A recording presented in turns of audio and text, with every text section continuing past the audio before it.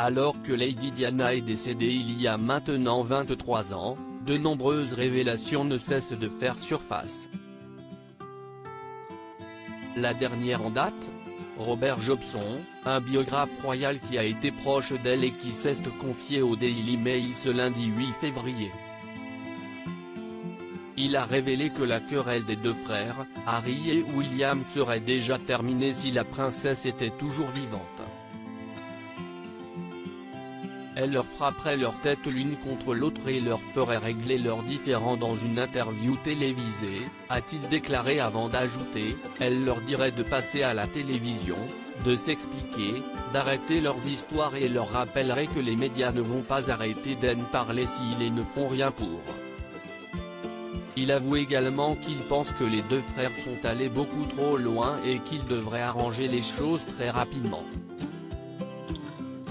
Selon ses propos, l'époux de Meghan Markle est méconnaissable, on se dispute tous avec nos frères et sœurs mais continuer une querelle pareille, ce n'est pas le Harry que je connais. Il est plutôt calme et je pense qu'il ne voudrait pas que tout cela continue donc je ne vois pas quel est le problème. Il conclut en affirmant que les deux frères devraient se montrer beaucoup plus respectueux envers Elisabeth II. Lady Diana était une maman très proche de ses deux fils comme l'a confié Jenny Rivette, la coach sportive personnelle de la princesse entre 1991 et 1997. Ces garçons étaient tout pour elle et participaient souvent à nos sessions à Kensington Palace. Il l'embêtait par moments, a révélé l'entraîneuse. Elle avait un lien très spécial avec William et Harry et adorait les mettre dans l'embarras. Son sens de l'humour était l'une de ses plus belles qualités, avoue-t-elle.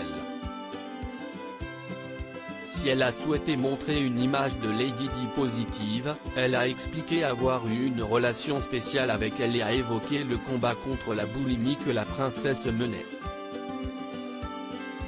Elle m'a courageusement, à moi et au reste du monde, avoué sa boulimie. C'était vraiment honorable, puisque ça a aidé beaucoup de jeunes femmes à comprendre l'impact des troubles alimentaires, a-t-elle indiqué. Elle ajoute ensuite, je l'ai encouragée à manger sainement et je crois sincèrement que le sport l'aidait à gérer ses crises. Je pense que lorsque son corps a repris la forme, elle se sentait indépendante et prête à affronter les moments difficiles.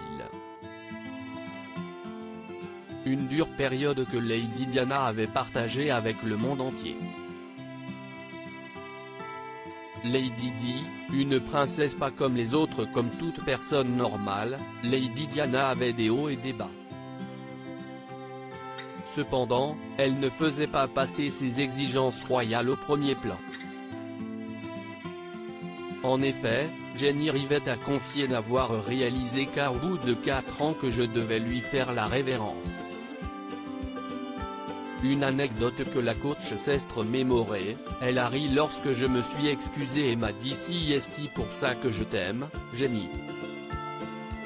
S'il te plaît, ne me fais jamais la révérence.